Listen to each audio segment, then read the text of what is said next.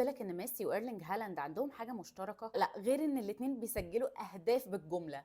هما في الحقيقه اللاعبين مختلفين جدا، لكن في حاجه بيعملوها من غير كوره وقليل جدا من اللعيبه في العالم بيعملوها، وهي انهم بيقفوا ثابتين خالص. يعني ايه؟ اكيد شفت ميسي قبل كده وهو واقف او بيتمشى كانه مش مهتم وسايب زمايله هما اللي يعملوا كل الشغل، وفجاه في لحظه ينطلق للحياة، يعدي نص الفريق ويحسم الماتش. المفاجأة بقى ان هالاند رغم انه مهاجم صندوق تقليدي بيعمل نفس الفكرة، بس بطريقة مختلفة شوية. لما يبان انه مش داخل في اللعب ويمشي ببطء كده ورا الهجمة، ده بيخلي المدافع اللي بيراقبه يسيب بينه وبينه مسافة بسيطة، ومن المسافة دي بيقدر هالاند يختار التوقيت المثالي للجري، فيسبق المدافع بخطوة وينقض على العرضية. وكمان لأنه بيبدأ جريه من مكان أعمق شوية، بيقدر يظبط توقيت انطلاقه عشان يوصل لأقصى سرعة بالظبط في اللحظة اللي الكرة بتتلعب فيها، لحد ما قلبين الدفاع بقى يستوعبوا هو فين، بيكون خلاص فات الأوان.